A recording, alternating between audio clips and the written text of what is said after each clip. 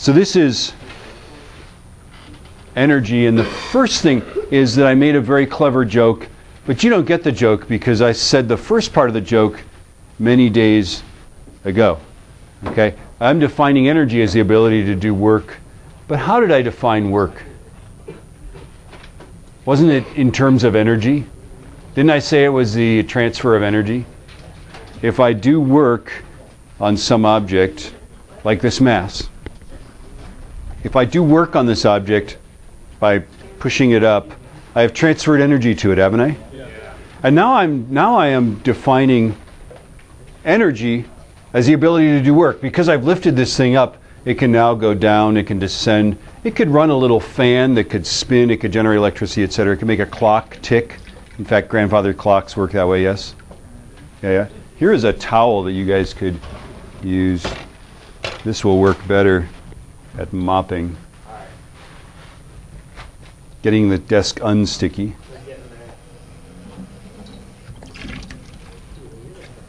Oops. Which way? There we go. Okay.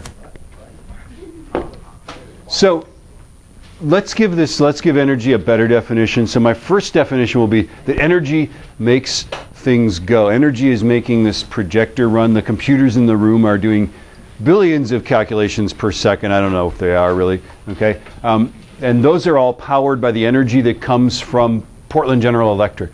Okay. I am going. Look at me go. Okay, I had Barbara shredded oats this morning, and that had energy in it. Look at me go. I'm going. I'm talking. See me go. Okay, you guys have iPods, and the energy stored in the battery of the iPod makes the iPod go for a while, and then it runs out. Yes. Yes. Okay. Energy in a battery makes your flashlight go, makes it light up, generate heat and light, and then eventually it's used up. The energy in gasoline makes your car go uphill. In fact, a gallon of gasoline, this much gasoline, makes my little car go about 45 miles on the freeway, which is kind of amazing. Imagine pushing that car down the freeway 45 miles. That'd be a lot of work, wouldn't it? That's why we don't do it. We let the motor do it, yes?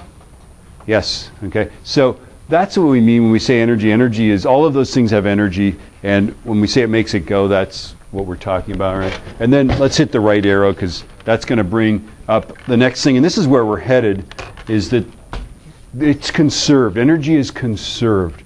It's neither created nor destroyed. It just moves around from one form to another. So if I take a chair and I push it, okay?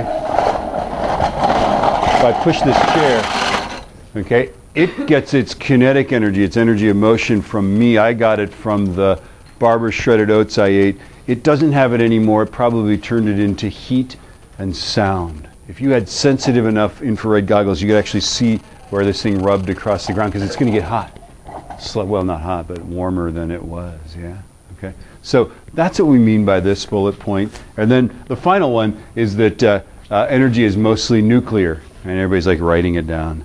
Mostly nuclear, right? And then should we all say nuclear?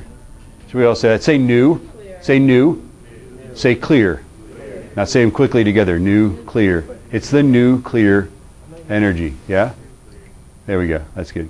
All right. Okay. Now, at this point, I usually have some students that are thinking about this, and you're saying, gee, not all energy is nuclear. So you come up with a kind that you think is not nuclear, and I will explain why it really is nuclear. Come on. Bring it on. What do you got? Solar energy is energy from the sun. The sun is a nuclear power plant that is turning hydrogen into helium, a process called nuclear fusion. Come on. Thermal energy, geothermal, from the earth, yes? Aha, why is the core of the earth still molten hot, powering the powerful tectonic forces deep within the earth 4.5 billion years after the earth was formed? And the answer to that is that the dense stuff is at the core, and the dense stuff are all those elements that are radioactive. And so the earth's core is a nuclear reactor. There's radioactive decay, energy, matter is turning into energy, and that's why it's still hot. Come on. Hydroelectric is the energy of falling water. How did the water get in the mountains? Well, it rained up there, didn't it? Why did it rain up there? Well, because the clouds went up there and they rained. Where did they come from? They came from the Pacific Ocean. They evaporated from the Pacific Ocean because the sun. And the sun is a nuclear power plant. Come on, come on, come on. Gravitational, give me an example of gravitational potential energy.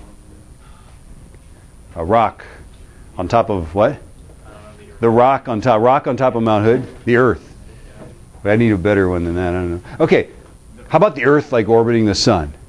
Okay, that you could argue comes from the happenstance that created the solar system, which ultimately came from the Big Bang, which is pre-nuclear. So you found one.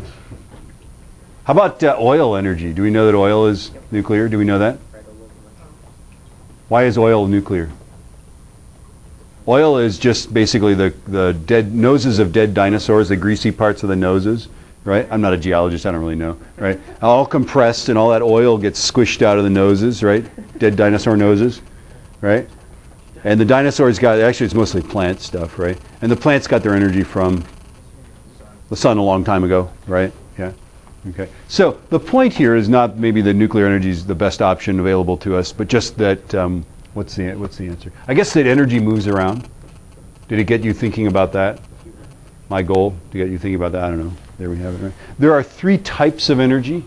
So you can go 1 and 2 and 3. You can write down the types. There they are. Okay.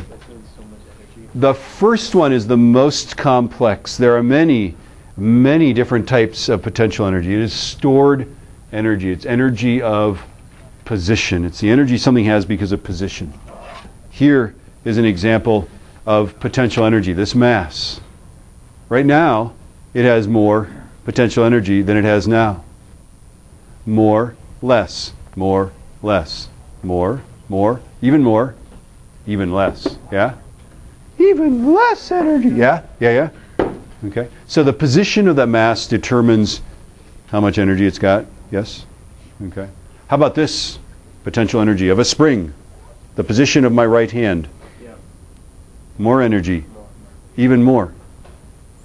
A whole lot of energy. Too much energy. Yes. There we go. Yeah? Okay. So the energy stored in this spring is basically determined by the... Yeah? How about this? This situation here. We've got 2H2 and we've got O2. That's one position that you have hydrogen and oxygen, right? Another position that these can have is, right, this is a lower potential energy, that's a higher potential energy. I like this. AJ, watch out. See, there's some, I've done some work. That energy's stored. Yes. I could release that energy, but I won't because I like AJ. I know, poor guy. So anyway, this is what potential energy is, and there's lots of different kinds of energies. Okay, nuclear energy is ultimately potential energy. Yeah. In fact, we have enough nuclear energy, potential energy, we think, to last thousands of years if we use it properly. Here's a question. If energy can neither be created nor destroyed, what if I stretch this and then hold it in this position with a piece of glass, like a glass tubing bent this way, yeah? Could hold it like this, couldn't I? What if I dump this in a vat of acid and the spring dissolves? It no longer is a spring. Where did the energy go that I stored in it, stretching it? Heat's always the answer, but how? That's the question, right? Think about that. Okay, next type of energy. Gentlemen, can we stop? Kinetic energy is energy of motion. So anything that's moving is going to have kinetic energy. This is why baseball players wear helmets, yeah?